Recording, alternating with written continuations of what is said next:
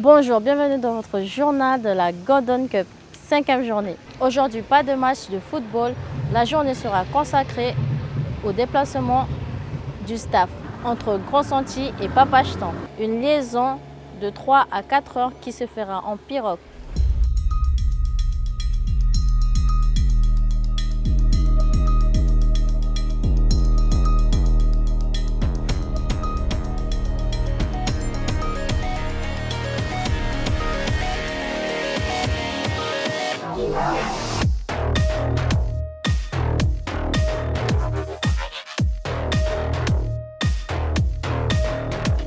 Nous sommes sur le fleuve Maroni. Je vous propose d'écouter Patrick Barthélémy, le responsable de la programmation artistique de la Golden Cup, au micro de Ronald. Bonjour Patrick, vous êtes le coordinateur artistique de la Golden Cup. Quelle est votre mission? Mon rôle vient après pour les manifestations, donc organiser le plateau artistique afin de clôturer cette belle aventure et cette belle fête pour chaque commune. Qu'est-ce que vous pensez de cette Golden Cup? Est-ce que c'est important de faire passer un message aux jeunes? C'est une aventure. Quand Florent Malouda m'a contacté, comme il sait que j'ai une expérience dans l'événementiel, dans la culture, donc il m'a demandé est-ce que ça m'intéresserait de faire partie de l'aventure. Je n'ai pas hésité. J'ai été aussi sensibilisé par rapport au projet, par rapport à l'orpaillage illégal. Et pour ces populations justement qui est sur le Maroni, les vallées du Maroni, de Saint-Laurent, qui sont concernées directement. Donc c'est une aventure que s'il faut la refaire, je la referai parce qu'elle est d'abord humaine. Les jeunes que vous avez programmés, est-ce que vous avez repéré des talents?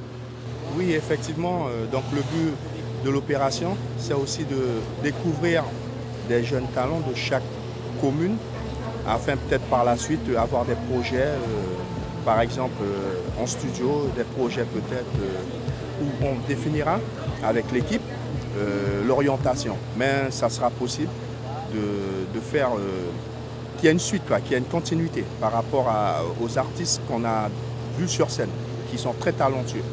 Quelle sera la programmation des prochains jours à Papachetang et à Maripasoula? Vous aurez des groupes de danse, vous aurez des DJ, vous aurez des chanteurs, des jeunes rappeurs du fleuve qui vont chanter dans leur langue en bouchilingue.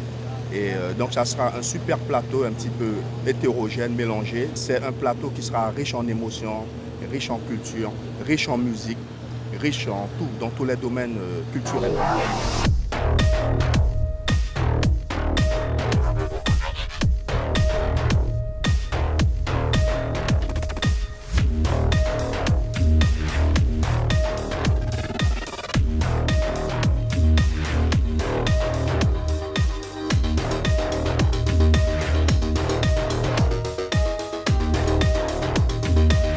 Comme chaque jour, je vous propose de regarder le dernier épisode de la mission de l'armée qui lutte contre l'orpaillage illégal.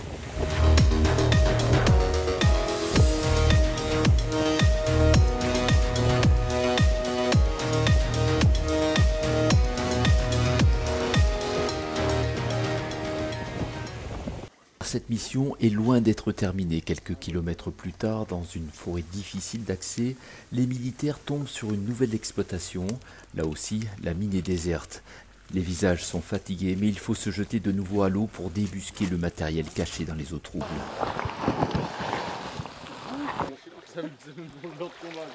1, 2, yes. 1, 2, encore. Celui-là est solide. 2, 3. Il y a tout avec. Il y a tout avec. Let's go, let's go. 1, 2, 3. Derrière. 1, Ouais. 2, 3. 1, 2. Oh putain. Ça c'est pas bon. Ok, Clem, non. Et encore. 1, 2, 3. 1, 2, 3. Attends. 3. Encore. Allez, on y va. Attends. Il va tomber. Attends.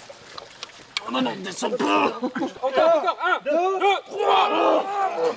Encore. encore. 1, 2, 3. Oui. Yes. Oh la putain de sang. Ah la gare. Pas tomber les doigts, mais on est bien. Oh con. De voir que la nature est autant endommagée et forcément qu'on se sent utile quand on peut arriver à mener des actions comme ça, à pouvoir détruire du matériel qui potentiellement sert à détruire la faune et la flore. Et donc forcément oui, on se sent plus qu'utile en effet.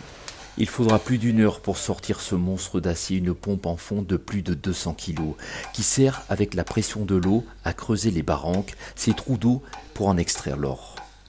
Énorme, ouais, je pense que c'est le plus gros corps de pompe qu'on a fait. Bon ben, on a galéré, mais on l'a sorti. Maintenant, on va le remettre à l'eau, hein. Pas le choix. Pourquoi? Parce qu'on n'arrive pas à le casser, tellement c'est solide. C'est trop dur et la masse qui a rendu l'âme aussi. Donc du coup, ben, on va le remettre à l'eau pour les ralentir un peu plus. Et voilà, tant pis pour nous. C'est quoi? C'est manque de moyens là à ce moment-là? C'est quoi exactement? Ouais, c'est la faute à pas de chance, quoi. La masse qui était un peu fragilisée. Et, bon, ben, elle a cédé sur le petit corps de pompe, donc le gros restera intact pour cette fois-ci. Des moyens peut-être pas tout à fait à la hauteur des ambitions. Les militaires, malgré leurs efforts, vont donc relâcher le corps de pompe intact. Les clandestins devront à leur tour le ressortir de l'eau pour continuer leur activité illégale. Avec un cours de l'or qui bat des records, ce jeu du chat et de la souris est loin de se terminer dans la forêt guyanaise. Fatigué, un peu blasé du coup, que le corps de pompe retourne à l'eau entier. Et pour le retour, il reste 6-7 km, ça va aller. On a 2 heures, on va s'en sortir. C'était leur dernière mission avant la relève d'un nouveau contingent de métropole. En 4 mois, les militaires de Pamy en Ariège auront parcouru près de 600 km en forêt. Bon ça.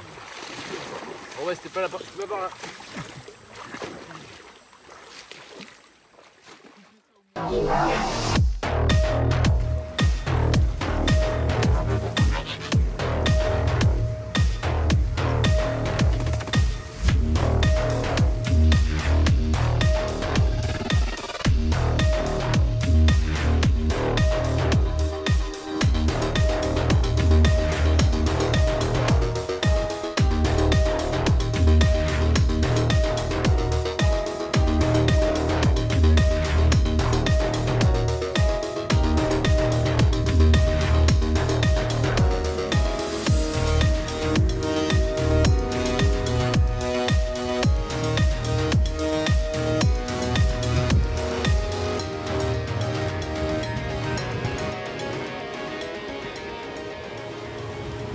Quel est le rôle de l'Office national des forêts dans la lutte contre l'orpaillage illégal? Regardez.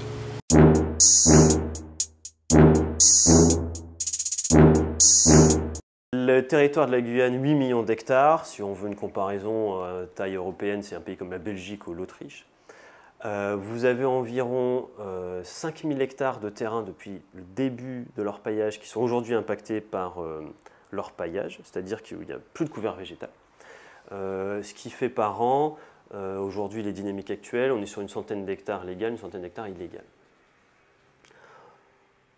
Les ordres de grandeur font que, évidemment, on est sur des très petites surfaces par rapport à l'ensemble du territoire de la Guyane. Les impacts les plus importants sont évidemment liés à l'orpaillage illégal, l'utilisation du mercure, ainsi que les pollutions en matière en suspension qui peuvent résulter du lavage des terres.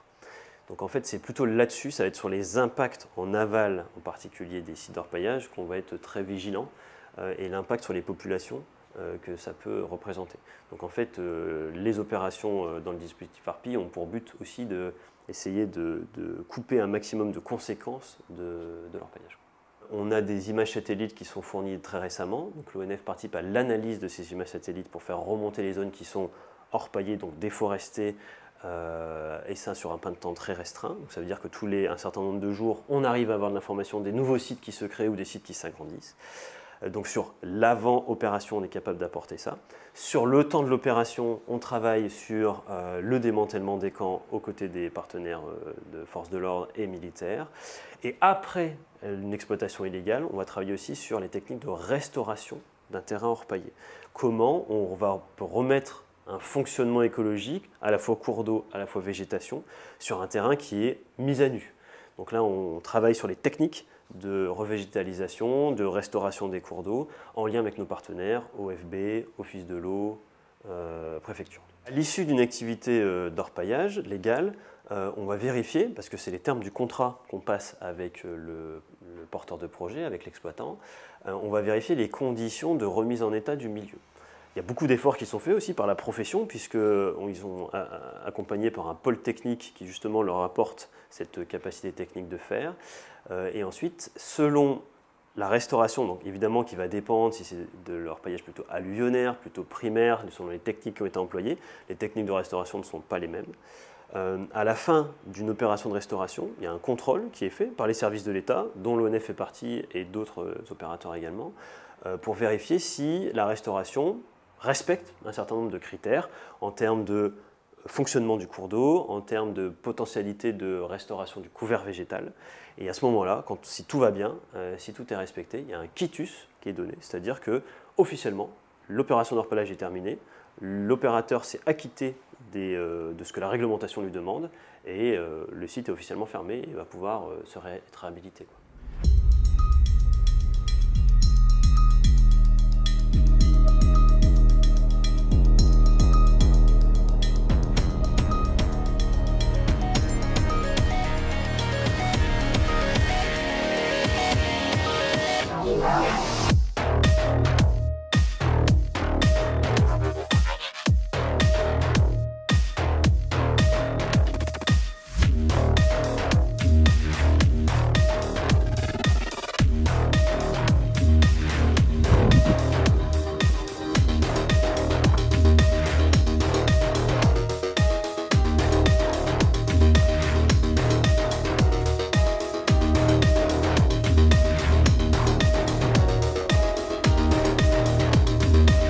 Nous sommes bien arrivés à Papachtan. On se retrouve demain pour des rencontres des footballeurs. Et merci de nous avoir suivis. À demain.